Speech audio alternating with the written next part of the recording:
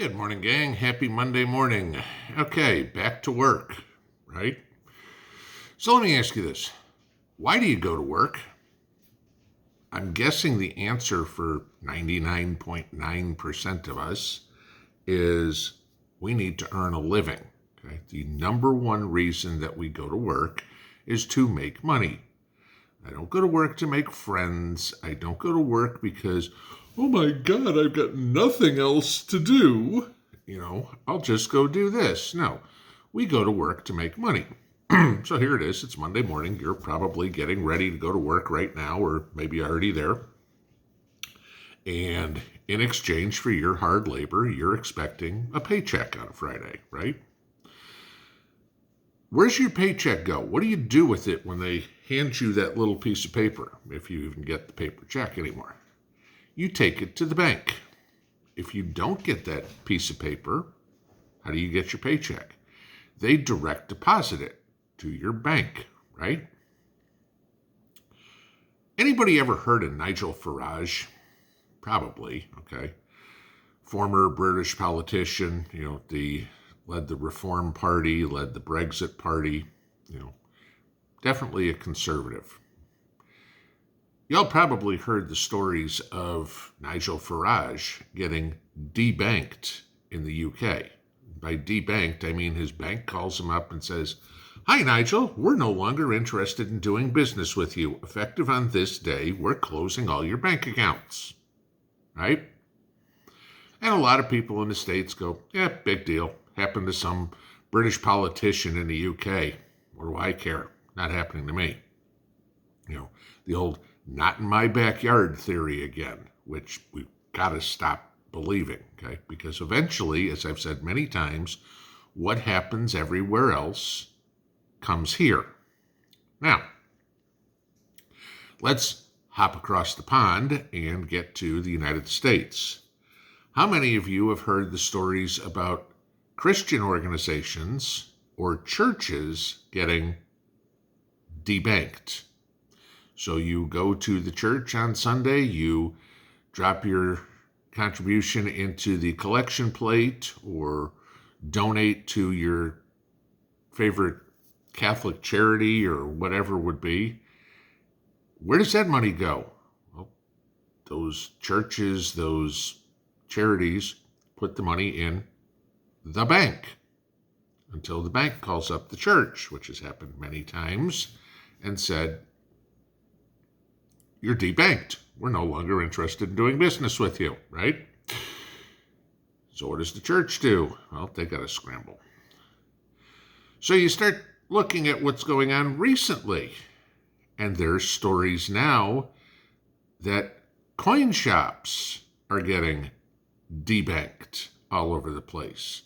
There's a video on YouTube from the last couple of days about an Ohio coin shop dealer who got a letter from his bank saying, effective on this day, we are canceling all your accounts. We're no longer interested in doing business with you.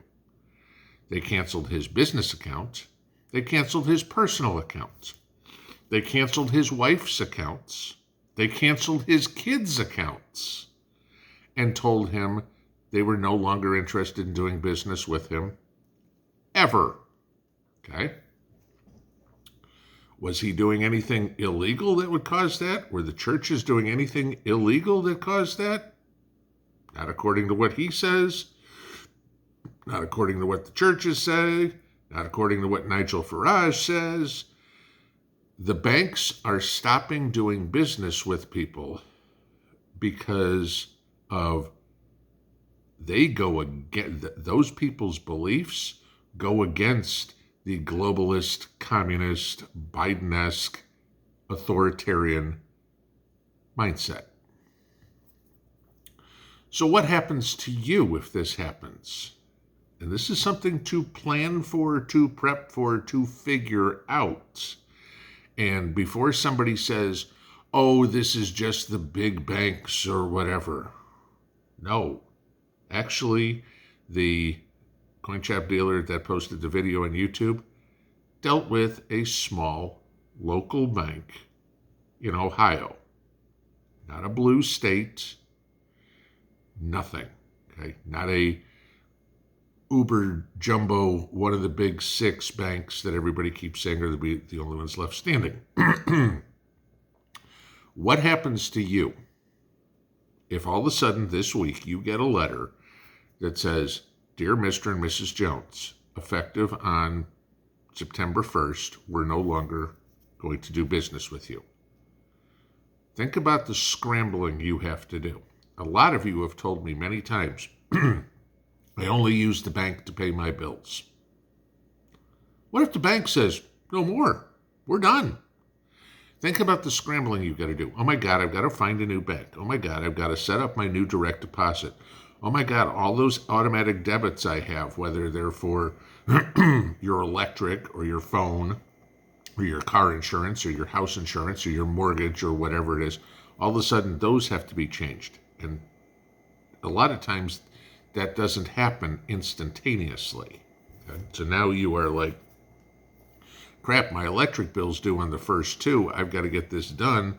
And unless they make the changes in the electric company system, I'm sorry, Mr. Jones, your electric bill wasn't paid. We're either charging you a late fee, or if they don't even bother to tell you, just shut off your power. Okay? Try finding another bank. Okay? Easier said than done. Try getting your money out of the bank. We're closing your bank account. You have $30,000 in the bank. Oh, I'd like to take my $30,000 and go deposit in another bank, seeing as you're closing me down. Oh, I'm sorry, sir. We don't have that much cash. We don't give it to you. Wait a minute. So you close down my account and then tell me you don't have my money?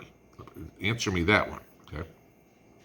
Well, we'll give you a cashier's check. Okay.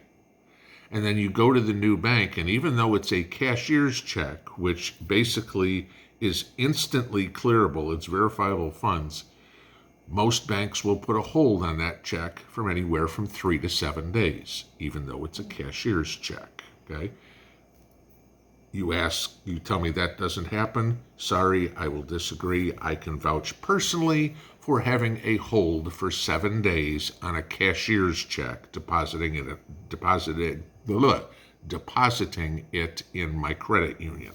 Okay? A cashier's check. Okay? On the settlement of selling my house. You think that might be good. Nope, we got to wait for 7 days for it because of the size of the check. Well, you're closing your bank account, and chances are the size of the check is going to concern them. Right?